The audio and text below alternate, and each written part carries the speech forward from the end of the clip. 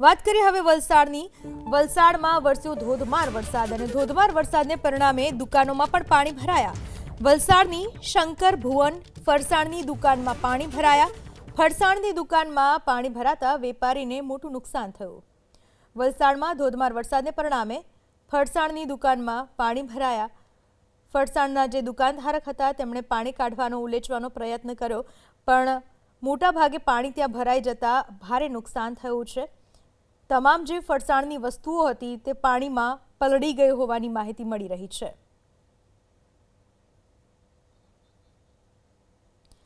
તો વલસાડ જિલ્લામાં ભારે વરસાદથી 35 જેટલા રસ્તાઓ એવા છે કે જે બંધ થઈ ચૂક્યા છે।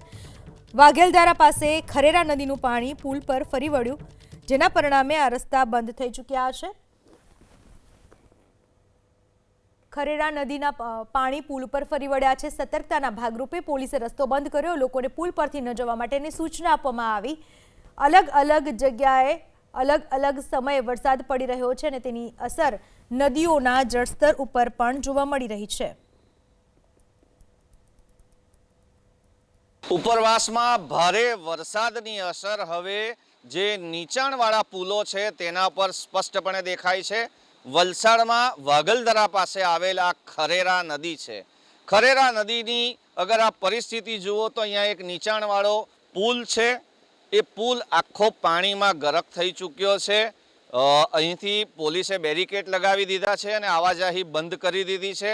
કોઈ પ્રયાસ પણ ન કરે, કારણ કે અગાઉ આ જ ખરેરા નદીમાં એક વ્યક્તિના ડૂબી જવાને કારણે અહીંયાની પરિસ્થિતિ ગંભીર બની હતી। આ વર્ષે પોલીસે ખૂબ ચુસ્તપણે અહીં બેરિકેડ લગાવી દીધા છે। આ નદીની અંદર જે પાણીનું વહેણ છે એ ખૂબ એનો પ્રવાહ જોરમાં છે। લિટરલી આપ એ પાણીનો અવાજ સાંભળી શકો એ રીતે અહીંયા પાણી વહી રહ્યું છે। ખરેરા નદીનો નીચાણવાળો પુલ જે અત્યારે આખો પાણીની અંદર ગરક થઈ ચૂક્યો છે, એના પર આવાજાહી બંધ કરી દીધી છે। અન્ય રસ્તાનો ઉપયોગ કરવા માટે સરપંચશ્રી દ્વારા ગ્રામજનોને જણાવી દેવામાં આવ્યું છે। લોકોને મોટો ચકરાવો ચોક્કસ પડે છે, પરંતુ સેફટી ખાતર આ વિસ્તારનો જે આ નીચાણવાળો પુલ છે એને બંધ કરી દેવામાં આવ્યો છે। બ્રિજેશ શાહ, એબીપી અસ્મિતા, વલસાડ। તો વલસાડમાં ધોધમાર વરસાદના કારણે અનેક વિસ્તારોમાં પાણી ભરાવાની સમસ્યા થઈ। વલસાડમાં ધોબી તળાવ વિસ્તારમાં અનેક ઘરોમાં ઘૂસ્યા પાણી ભરાવાને કારણે અનેક ઘરોમાં ઘરવખરીને પણ નુકસાન થયું। દુકાનોમાં પણ પાણી ભરાયા, જેના પરિણામે ભારે નુકસાન સહન કરવાનો વેપારીઓને વખત આવ્યો છે।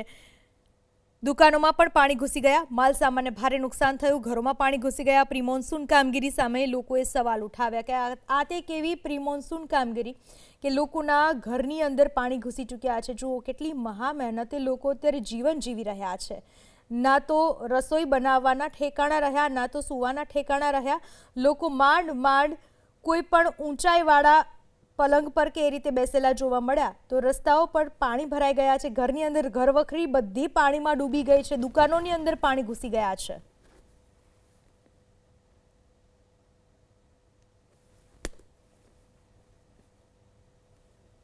વરસાદ ચાલુ થયો અને ચોથો થી પાંચમો દિવસ કહેવામાં આવે છે, જેમાં વલસાડ નગરપાલિકાનો વિસ્તાર છે ધોબી તળાવ, જેમાં આજે રાતનાથી વરસાદ ચાલુ, જેમાં લોકોના ઘરમાં પાણી ભરાઈ ગયા છે। ગટરોની જે પ્રી મોન્સૂન કામગીરી થવી જોઈએ તેમાં નગરપાલિકા નિષ્ફળ ગઈ છે। આજે તમે જો ધોબી તળાવમાં ઠેર લોકોના ઘરે પાણી ભરાઈ ગયા છે, લોકોનું અનાજ ડૂબી ગયું છે, ઘર વખરીનું સામાનનું નુકસાન થયું છે। આનું જવાબદાર કોણ અને એનું ભરપાઈ કોણ કરશે? તમને હું લાઈવ દેખાડું છું કે જે બેવા બાયો છે, જે લોકોના ઘરે કોઈ સહારો નહીં મળે, એ લોકોને તો કોણ કરવા જશે?